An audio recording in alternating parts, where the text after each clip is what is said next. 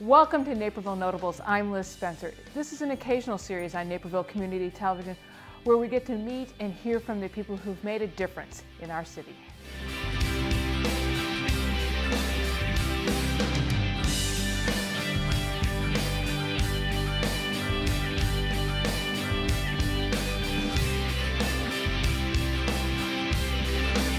Today we're going to meet and talk with the founder of Little Friends, Dottee Krejci. Tell me a little bit about how you found Naperville. How'd you find yourself in Naperville? My husband was transferred here from Madison, Wisconsin, where we used to live. And I started, my mom took care of the kids. I started driving through the suburbs. And I'm from Oak Park, so I knew around there. I didn't want to go back there. And so I liked Hinsdale, couldn't afford it. And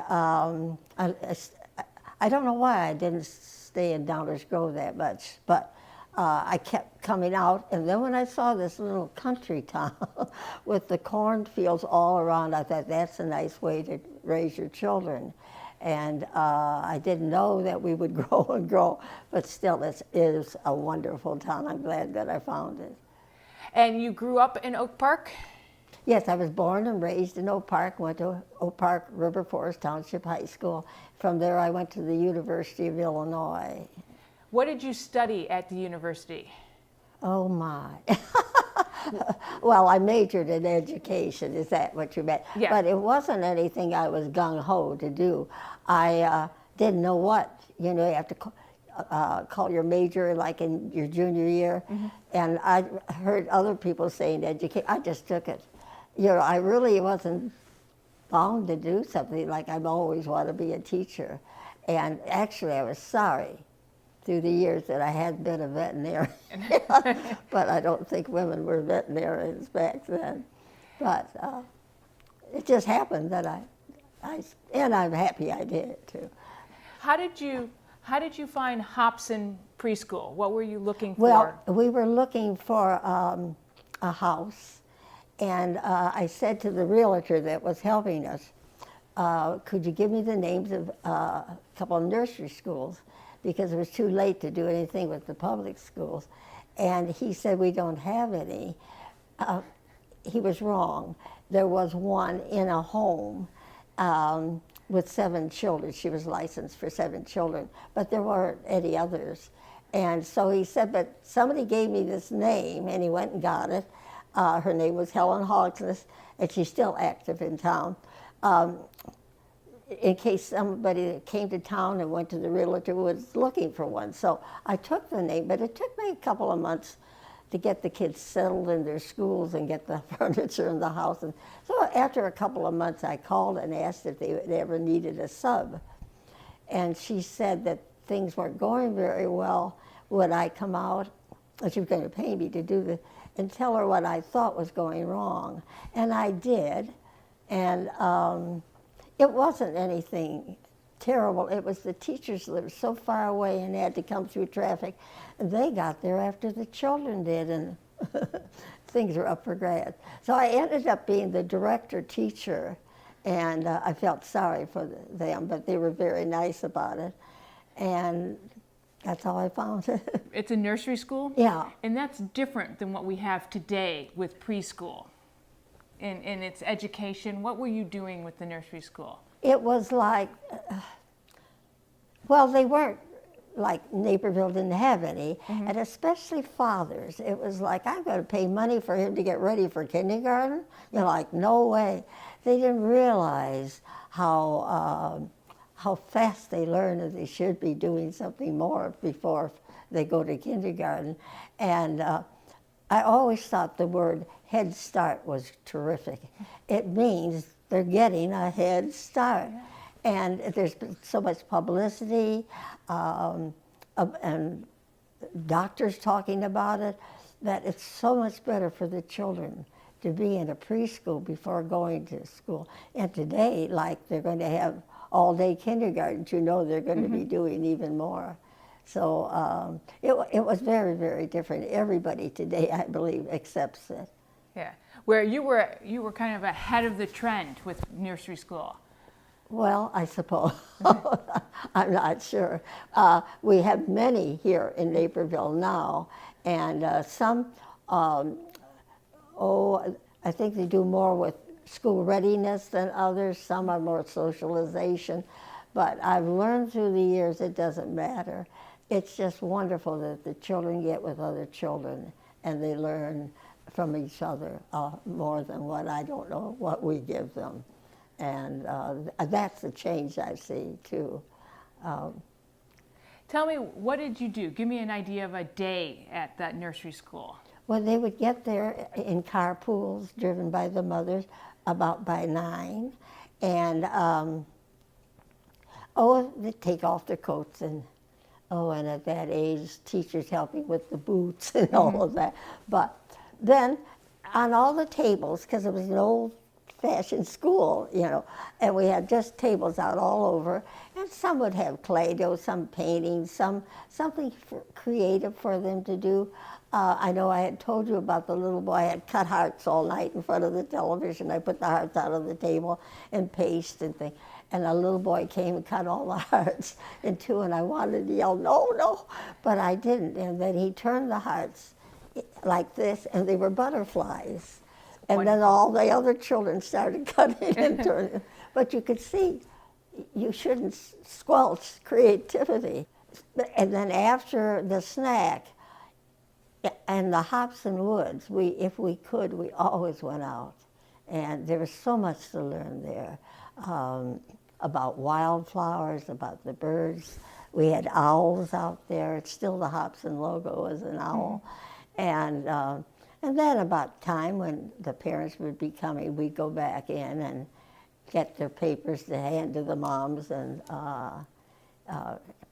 if it was snowy and wintry, we went to the basement of the school where they were climbing things and things that they could work out some of their muscles. For me, it was a wonderful time. I loved it. Did you spend all your time teaching the nursery school and in elementary age groups? Is that your specialty of teaching, is that age group? I had done first grade and kindergarten. And when I lived in Madison, I had 4 children. And for me, it was easier to do nursery school because it was shorter times and I could get home for the kids. Mm-hmm. And when my youngest son was 3, I taught 4s in the same building. He knew I was there. Mm-hmm. And when he was 4, I taught 3s. Mm-hmm. And it just worked out for us. What do you enjoy about that age group? Not everybody can teach that age group. Oh, I can't imagine why they couldn't. It's just I love to see how they learn, how they relate to one another. Even if they're arguing, I love to watch that, how they work out their problems. Children are fun. I bet they think you're fun too. That would be my guess, is that you are fun too, so that's why the kids like you so much. You'll get down in there and work with them. Hobsen was a co-op. What does that mean? It's a cooperative where the parents actually own it and run it. And it's nice for the parents if they've got, if the father's a CPA or the mother was in that, can be the treasurer, and somebody who maybe was in community development helps get the town to know that we're there. And then every day a mother comes. And the children are delighted that their moms are there. Mm-hmm. And if it's a mom with skills like Kay Stevens, mm-hmm. she played the music almost all day for them. And or a parent that played the violin. So it's very nice, and it's nice for the parents. They get to know each other. Mm-hmm. And I know some parents from the school are still really close friends. Neat. Now, how did Little Friends come out of Hobsen? How did you get involved with working? This wonderful group of parents that started Hobsen were kind enough to let one mother who had a handicapped child if they had tested him in those days, she would have been educably, mentally handicapped. She could have gone to school and learned. But there was, the House Bill 94-142 wasn't passed yet, and that's the Education for All Children's Act. Okay. And so the children had no place to go then and sat at home. But they let this one mom and her child come, and child fit in, a little girl fit in beautifully. But the word got out, and I would get calls saying, you take retarded children, and they would plead with me, and I felt so badly. I had mothers bring their Down syndrome little boy who was so good, like told not to do anything wrong. And so one time, the Hobsen board had a meeting, and the parents came, and the staff was supposed to come. I don't know how I ever did it, but I stood up and asked the board if I could have the building in the afternoon. Nobody was there, and there was this need for all these children. And Phil Turner was the president of the Hobsen board, but he was also president of the board for Naperville, for the school board. And he leaned down and asked the secretary, and everybody said yes. Then he said, go to it. So my husband was sure I'd get lost going into Chicago to the Department of Children's Services, so he brought me, and I would have gotten lost. And I brought my credentials and my references from Madison, and in about 3 weeks I got a letter saying everything was go. And so we started a school with 5 children, and I had done home visits. So 2 of them were little Downs children, and one was a little girl that maybe 7, really functioning quite high, but didn't have a school to go to. And after that, I got volunteers, and then it worked. And then we got more professional, where we got a speech therapist who volunteered, and a social worker that worked with the families, and an occupational therapist, and she didn't take money for years and years. And again, Kay Stevens came out and played the music for the afternoon class too. And then the bill was passed where all the children would get educated, and then we got inundated by the schools sending children to it. The Hobsen School couldn't take any more, and so I found rooms in a church in Downers Grove where we had 3 classes. And then we were in the basement of North Central College, their old library. And the service clubs in Naperville were so good. They came, like the Rotary, and painted and helped us clean it up. How did it become called Little Friends? There's a when story, we first were starting, we all met at the school, and I said to him, you know, we have to have a name. And somebody put up like 3 oaks, because it all big old oaks all around. And it sounded like a tavern to me, but I didn't say anything. And one mom said, I call my son my little friend, and everybody voted for that. And for the adults that are at Little Friends in their workshop, I know it hasn't been the nicest of names, Little Friends, but it's held, and I think by now nobody even thinks about that. When you were building Little Friends, was there a stigma about the children who had special needs? Did you have to fight for it? No, people were accepting? Maybe that's the town, I don't know. I know there was a time people kept the children at home and wouldn't anybody even know. No, nothing like that. If it hurt anybody, it probably was the behavioral disorder boys who wanted to be toughies. And that little yellow bus that said special ed, you know, was embarrassing for them. That would be the only stigma. Everybody was so happy that the children that should have an education was fun getting. I know. No, everybody was wonderful, and the fire department, and we had a little, in our 0 to 3 program, we had a little girl that seizured, and we were taught like what to do, and the teacher knew what to do. But if it went over so many minutes, then we had to call the paramedics. And sometimes they just get in the door and the little girl would stop. They didn't care. They were just wonderful. You said autism wasn't as big back then? No. We were going several years before we got an autistic child, and it was diagnosed autistic. And at one point I was writing something for the secretary, and I had written autistic. She thought I don't know, she didn't read it right. She wrote artistic because most people hadn't heard about it yet. But one of our staff members had heard that Dr. Margaret Cretin from Michael Reese was talking in Romeoville, so we all went. And so I asked her if she'd come out to the school and consider consulting for us. And she did. And she was with us for years and years.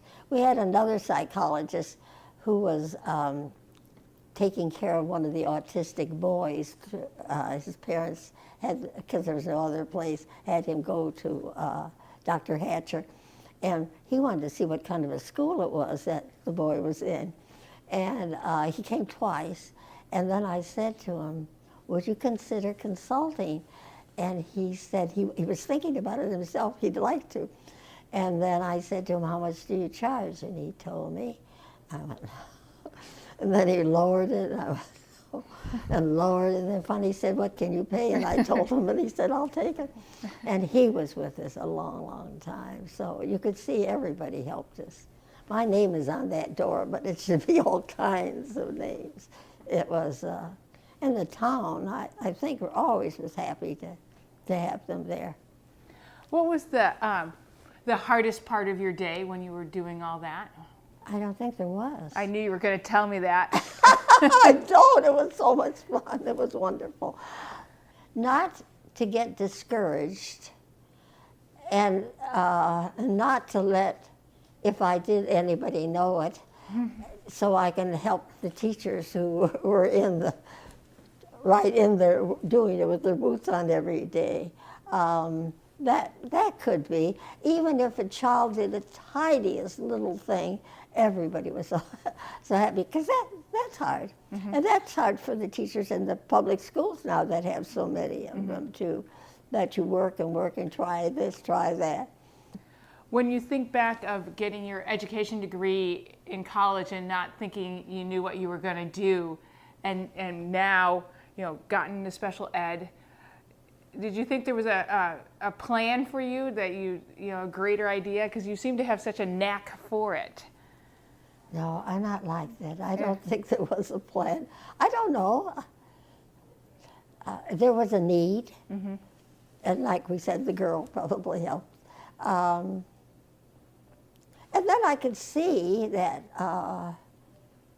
the teachers and the staff, the consultants, everybody, we just all worked together, and I just did it. I don't know how. And it was always fun. I always enjoyed it. And I enjoyed the parents, and I still see some parents once in a while when I'm shopping, and I see a lot of the staff often. I go to lunch with them, and it was a nice time. From the time that you first started working with those children to when you retired, that's 20 years, a lot of things were discovered with how to work with autistic kids, Down kids. How has it changed from your perspective? What did you learn, and how you?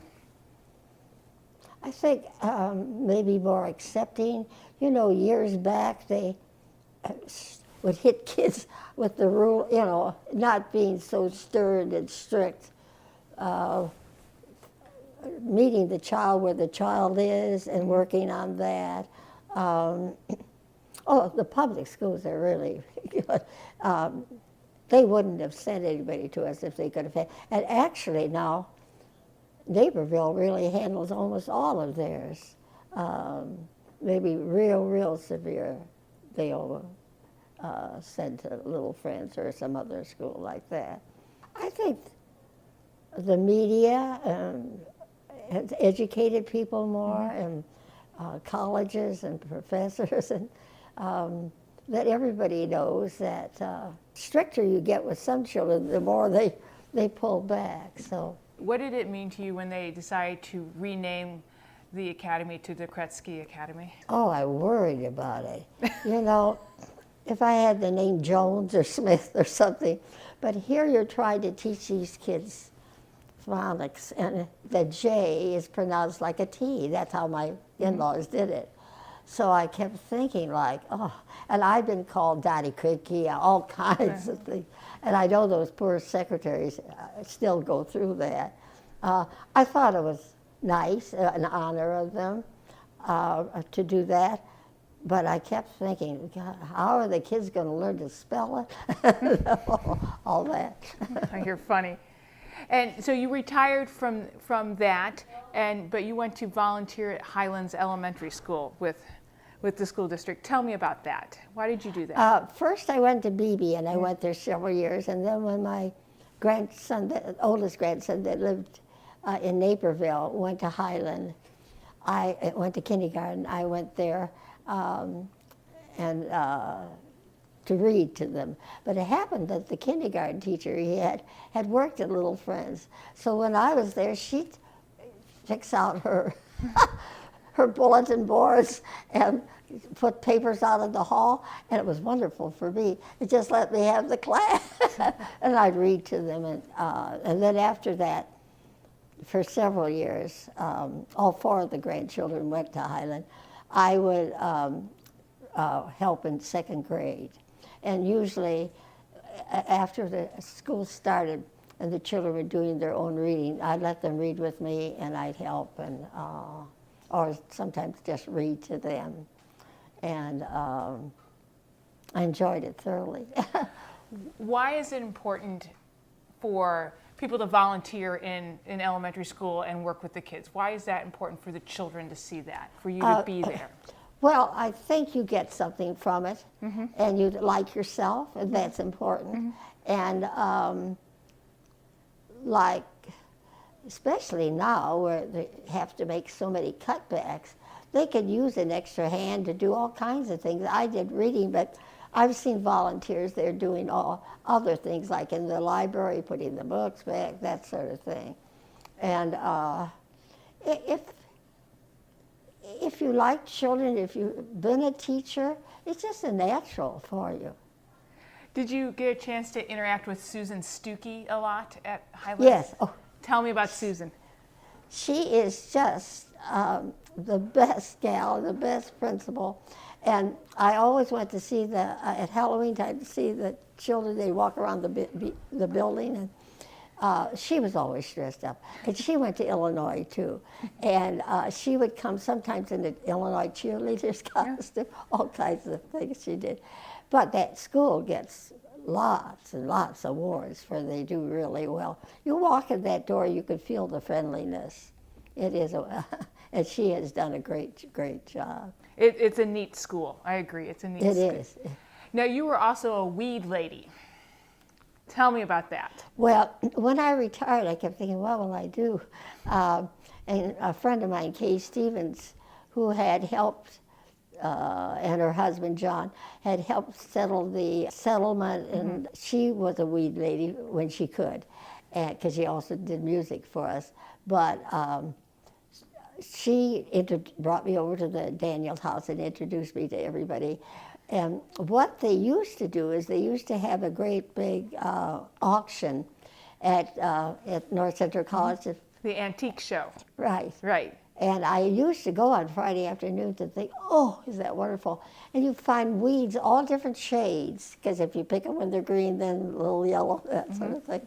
And but I knew I didn't know anything about it, so everybody was nice. And I went and got like a little pitcher, and I was watching what they were doing. Did you put things in? I could tell it looked terrible. I said to the one gal that was trying to help me, I said, what's wrong? And she said, well, your colors are nice. And then she took this out and took that out, put something. But then I started just copying something I would buy that I liked. I'd make one just like it, but maybe changed it a little bit in time, I learned.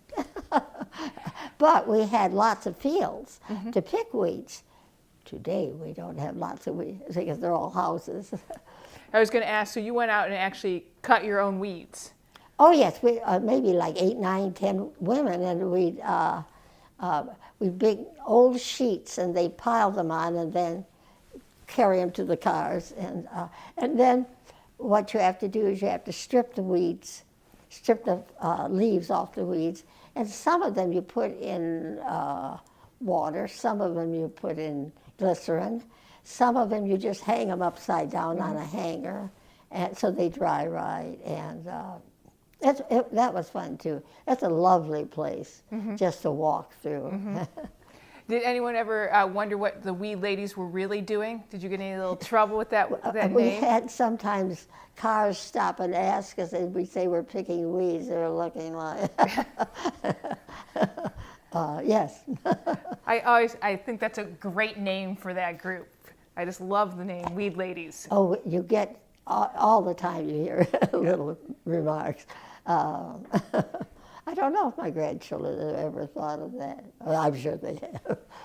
I think they have. One thing about the name on the door is that I don't think my family paid much attention to it, but my grandchildren would be asked by teachers or, do you have anything to do with Krejci Academy? And they'd say, my grandma. So I used to get a kick out of that. That's neat. Tell me about your family. Tell me about your children. You have 4 children? I have 4 children, and they're all married, and I have 11 grandchildren, and the oldest 4 are married, and between the 4, I have 10 great-grandchildren. Wow. So and when we're all together for Thanksgiving, it's about 34 people. What did your children think of your of Little Friends and your work there? I don't think they paid much attention to it. I don't think any more that their mother was a teacher at BB or their father taught math at Naperville Center. I don't think they paid much attention to it. If I needed help, they always helped me. And like you can imagine what some dorm rooms were when we moved in Craylor Hall. My oldest son and my husband did a lot of painting. So you're 89. Do you have any wisdom that you might want to pass on to me about things I should be doing as you look at life and think, no, Liz, don't waste time here, do this? I think you're doing what you really love. And that would be what I tell you to try to do. Not everybody can. Not everybody loves their job, but they need it. I think like yourself, care for yourself, I think is really important. You only come once. But you told me you love stories, and your father used to tell you a story, and this is what you're doing. Yeah. So no, I don't have anything for you. I think I already learned a lot. Anything else you want to tell me about yourself or about your time with Little Friends or Hobsen that we haven't talked about? No, it was nice. It just happened, and I had a really good time. I'm a happy person. I love life, and it just happened that interesting things came my way. Do you think it was because you were open to that a little bit, open to trying something new? Is it having that open personality, those journeys came? Life was a little bit of a journey, and I think you were ready for the journey, where I don't think all people are. I think of it like a book with chapters, and I'm certainly on the last chapter. And that just happened, I guess. Excellent. Well, thanks, Dottee. Thanks for spending some time. You're welcome. It was so and thank you to Channel 17, the only TV station in the suburbs. I think that's wonderful. Well, you're awful sweet, so thanks. You're welcome. Yeah.